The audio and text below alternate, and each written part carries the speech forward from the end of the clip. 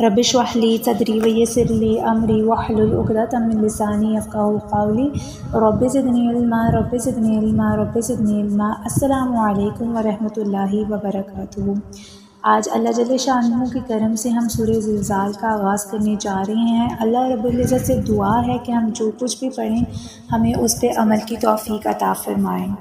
سورہ زلزال کا تعارف۔ سورہ زلزال مکیہ ہے اور ایک قول یہ ہے کہ یہ سورہ مدنی ہے۔ اس صورت میں 1 رکوع اور 8 آیتیں ہیں۔ زلزال کا معنی ہے ہلا دینا، اور اس صورت کی پہلی آیت میں یہ لفظ موجود ہے، اس مناسبت سے اسے سورہ زلزال کہتے ہیں۔ سورہ زلزال کے فضائل۔ حضرت عبداللہ بن عباس رضی اللہ تعالی عنہما سے روایت ہے کہ رسول اللہ صلی اللہ علیہ وآلہ وسلم نے ارشاد فرمایا، سورۃ اذا زلزلت آدھے قرآن کے برابر ہے، اور سورہ قل هو اللہ احد تہائی قرآن کے برابر ہے، اور سورہ قل یا ایھا الکافرون چوتھائی قرآن کے برابر ہے۔ دوسری حدیث دیکھتے ہیں ہم۔ حضرت انس بن مالک رضی اللہ تعالی عنہ سے روایت ہے کہ رسول اللہ صلی اللہ علیہ وآلہ وسلم نے ارشاد فرمایا، جو سورہ زلزال پڑھے تو یہ اس کے لیے نصف قرآن کے برابر ہوگی، جو سورہ کافرون پڑھے تو یہ اس کے لیے چوتھائی قرآن کے برابر ہے، اور سورہ اخلاص کا پڑھنا تہائی قرآن پاک کی تلاوت کرنے کے برابر ہے۔ سورہ زلزال کے مضامین۔ اس سورت کا مرکزی مضمون یہ ہے کہ اس میں قیامت کی ہولناکیاں اور سختیوں کے بارے میں خبر دی گئی ہے، اور اس میں یہ مضامین بیان ہوئے ہیں۔ پہلا، اس سورت کی ابتدا میں قیامت قائم ہوتے وقت کی چند علامات بیان کرنے کے بعد بتایا گیا ہے کہ قیامت کے دن زمین اللہ تعالیٰ کے حکم سے مخلوق کا وہ سب کچھ بیان کر دے گی جو اس پر انہوں نے کیا ہوگا۔ دوسرا، اس سورت کے آخر میں بتایا گیا ہے کہ قیامت کے دن لوگ مختلف حالتوں میں اللہ تعالیٰ کی بارگاہ میں حاضر ہوں گے، اور جس نے ذرہ بھر نیکی یا گناہ کیا ہوگا تو وہ اسے دیکھے گا۔ سورہ بینہ کے ساتھ مناسبت۔ سورہ زلزال کی اپنے سے ماقبل سورہ بینہ کے ساتھ مناسبت یہ ہے کہ سورہ بینہ کے آخر میں بیان کیا گیا ہے کہ کافروں کی سزا جہنم ہے اور نیک مسلمانوں کی جزا جنت ہے، اور اس صورت میں یہ سزا اور جزا ملنے کا وقت بتایا گیا ہے۔ آئیں اپنی صورت کا آغاز کرتے ہیں ہم۔ اعوذ باللہ من الشیطان الرجیم، بسم اللہ الرحمن الرحیم۔ اذا جب زلزلتی ہلا ڈالی جائے گی، الارض زمین، زلزالہا جنبش سے اپنی۔ ترجمہ، جب زمین تھر تھرا دی جائے گی جیسے اس کا تھر تھرانا طے ہے۔ ارشاد فرمایا کہ جب زمین اپنے زلزلے کے ساتھ تھر تھرا دی جائے گی اور زمین پر کوئی درخت، کوئی عمارت اور کوئی پہاڑ باقی نہ رہے گا، حتیٰ کہ زلزلے کی شدت سے ہر چیز ٹوٹ پھوٹ جائے گی۔ زمین کا یہ تھر تھرانا اس وقت ہوگا جب قیامت نزدیک ہوگی، یا قیامت کے دن زمین تھر تھرائے گی۔ قیامت کا زلزلہ کتنا ہولناک ہے، اس کے بارے میں ایک مقام پر اللہ جل شانہ ارشاد فرماتے ہیں، اے لوگو اپنے رب سے ڈرو، بے شک قیامت کا زلزلہ بہت بڑی چیز ہے۔ جس دن تم اسے دیکھو گے تو یہ حالت ہوگی کہ ہر دودھ پلانے والی اپنے دودھ پیتے بچے کو بھول جائے گی، اور ہر حمل والی اپنا حمل ڈال دے گی، اور تو لوگوں کو دیکھے گا جیسے نشے میں ہے، حالانکہ وہ نشے میں نہیں ہوں گے، لیکن ہے یہ کہ اللہ کا عذاب بڑا شدید ہے۔ اگلی آیت دیکھتے ہیں۔ وَأَخْرَجَتِ اور باہر نکال ڈالے گی الارض زمین اثقالہا بوجھ اپنے، وقال اور کہے گا الانسان انسان ما لہا کیا ہو گیا اسے۔ ترجمہ، اور زمین اپنے بوجھ باہر پھینک دے گی اور آدمی کہے گا اسے کیا ہوا، یعنی جب زمین اپنے اندر موجود خزانے اور مردے سب نکال کر باہر پھینک دے گی۔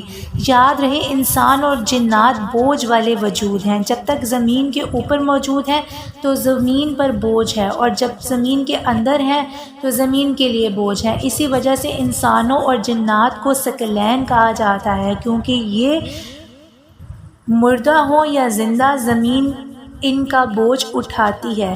زمین کے اس عمل کے بارے میں ایک اور مقام پر اللہ تعالیٰ ارشاد فرماتا ہے، اور جب زمین کو دراز کر دیا جائے گا اور جو کچھ اس میں ہے زمین اسے باہر ڈال دے گی اور خالی ہو جائے گی، اور وہ اپنے رب کے حکم سنے گی اور اسے یہی لائق ہے، اے انسان بے شک تو اپنے رب کی طرف دوڑنے والا ہے اور پھر اس سے ملنے والا ہے، اور حضرت ابو ہریرہ رضی اللہ تعالیٰ عنہ سے روایت ہے کہ رسول اللہ صلی اللہ علیہ وآلہ وسلم نے ارشاد فرمایا، زمین سونے چاندی کے ستونوں جیسے اپنے جگر پارے اگل دے گی۔ قاتل دیکھ کر کہے گا کہ اسی مال کی وجہ سے تو میں نے قتل کیا تھا۔ رشتہ داری توڑنے والا کہے گا کہ اسی وجہ سے تو میں نے رشتہ داری توڑی تھی۔ چور دیکھ کر کہے گا کہ اس مال کی وجہ سے میرا ہاتھ کاٹا گیا تھا۔ پھر سب اس مال کو چھوڑ دیں گے اور کوئی اس میں سے کچھ نہیں لے گا۔ وقال الانسان ما لها، اور آدمی کہے گا اسے کیا ہوا، یعنی اس زلزلے کے وقت جو لوگ موجود ہوں گے وہ حیرت سے کہیں گے زمین کو کیا ہوا کہ ایسی بے چین ہوئی ہے اور اتنا شدید زلزلہ آیا ہے کہ جو کچھ اس کے اندر تھا اس نے سب کچھ باہر پھینک دیا۔ اگلی آیت دیکھتے ہیں، یومئذ، اس دن تحدث، کہہ ڈالے گی زمین، اخبارہا، خبریں اپنی، بِأَنَّ، کیونکہ ربک، تیرے رب نے، اوحا، حکم دیا، لہا، اسے۔ ترجمہ، اس دن وہ اپنی خبریں بتائے گی اس لیے کہ تمہارے رب نے اسے حکم بھیجا۔ اس آیت اور اس کے بعد والی آیت کا خلاصہ یہ ہے کہ جب یہ امور واقع ہوں گے تو اس دن زمین اللہ تعالیٰ کے حکم سے مخلوق کو اپنی خبریں بتائے گی، اور جو نیکی بدی اس پر کی گئی وہ سب بیان کرے گی، اور اس سے مقصود یہ ہوگا کہ زمین نافرمانوں سے شکوہ کر سکے اور فرما برداروں کا شکریہ ادا کر سکے۔ چنانچہ وہ یہ کہے گی کہ فلاں شخص نے مجھ پر نماز پڑھی، فلاں نے زکوٰۃ دی، فلاں نے روزے رکھے اور فلاں نے حج کیا، جبکہ فلاں نے کفر کیا، فلاں نے زنا کیا، فلاں نے چوری کی، فلاں نے ظلم کیا، حتیٰ کہ کافر یہ سن کر تمنا کرے گا کہ اسے جہنم میں پھینک دیا جائے۔ ہمارے اعمال کے گواہ، اس سے معلوم ہوا کہ زمین ہمارے اعمال پر گواہ ہے، اور قیامت کے دن یہ ہمارے سامنے ہمارے اعمال بیان کر دے گی۔ حضرت ابو ہریرہ رضی اللہ تعالی عنہ فرماتے ہیں کہ رسول اللہ صلی اللہ علیہ وآلہ وسلم نے یہ آیت یومئذ تحدث اخبارہا تلاوت فرمائی، پھر ارشاد فرمایا، تم جانتے ہو کہ اس زمین کی خبریں کیا ہیں؟ صحابہ کرام رضی اللہ تعالی عنہم نے عرض کیا، اللہ تعالیٰ اور اس کے رسول صلی اللہ علیہ وآلہ وسلم زیادہ جانتے ہیں۔ نبی صلی اللہ علیہ وآلہ وسلم نے ارشاد فرمایا، اس کی خبریں یہ ہیں کہ ہر مرد اور عورت پر اس کے ان اعمال کی گواہی دے گی جو انہوں نے اس کے پیٹھ پر کیے، اور وہ کہے گی اس فلاں دن یہ عمل کیا اور اس نے فلاں دن یہ عمل کیا، یہی اس کی خبریں ہیں۔ اسی طرح ہمارے اعضاء جن سے ہم گناہ کرتے ہیں یہ بھی ہمارے اعمال پر گواہ ہیں، اور قیامت کے دن یہ وہ سب اعمال بیان کر دے گی جو ان سے کیے گئے ہیں۔ چنانچہ اللہ جل شانہ ارشاد فرماتے ہیں، بے شک کان اور آنکھ اور دل ان سب کے بارے میں سوال کیا جائے گا۔ ایک اور مقام پر ارشاد فرمایا، جس دن ان کے خلاف ان کی زبانیں اور ان کے ہاتھ اور ان کے پاؤں ان کے اعمال کی گواہی دیں گے، لہٰذا ہر انسان کو چاہیے کہ وہ جب اپنے آنکھ، کان، دل، زبان، ہاتھ اور پاؤں سے کوئی گناہ کرنے لگے تو وہ یہ بات پیش نظر رکھے کہ قیامت کے دن یہی اعضاء اس کے اس گناہ کی گواہی دیں گے۔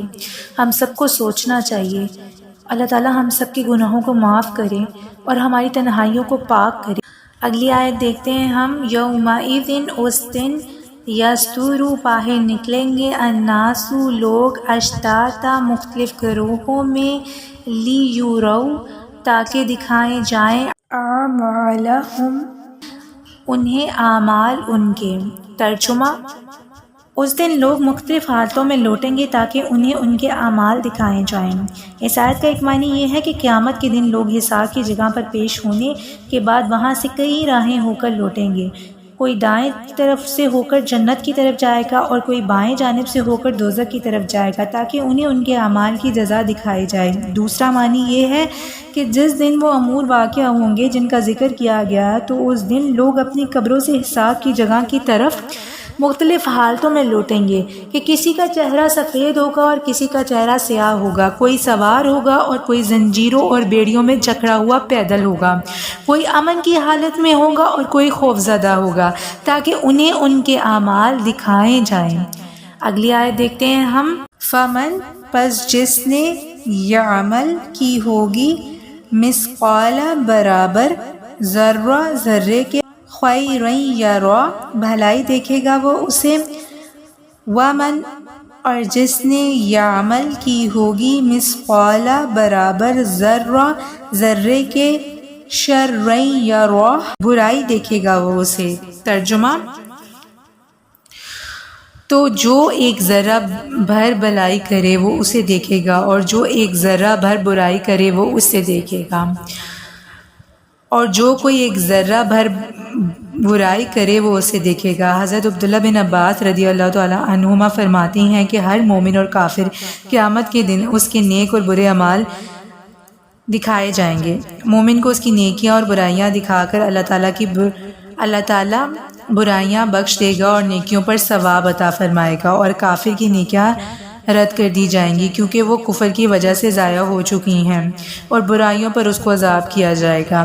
حضرت محمد بن قعب کردی رضی اللہ تعالیٰ عنہ فرماتے ہیں کہ کافر نے ذرہ بھر نیکی کی ہوگی تو وہ اس کی جزا دنیا ہی میں دیکھ لے گا، یہاں تک کہ وہ جب دنیا سے نکلے گا تو اس کے پاس کوئی نیکی نہ ہوگی، اور مومن اپنی برائیوں کی سزا دنیا میں پائے گا تو آخرت میں اس کے ساتھ کوئی برائی نہ ہوگی۔ بعض مفسرین نے فرمایا ہے کہ اس سے پہلی آیت مومنین کے بارے میں ہے اور یہ آیت کفار کے بارے میں ہے۔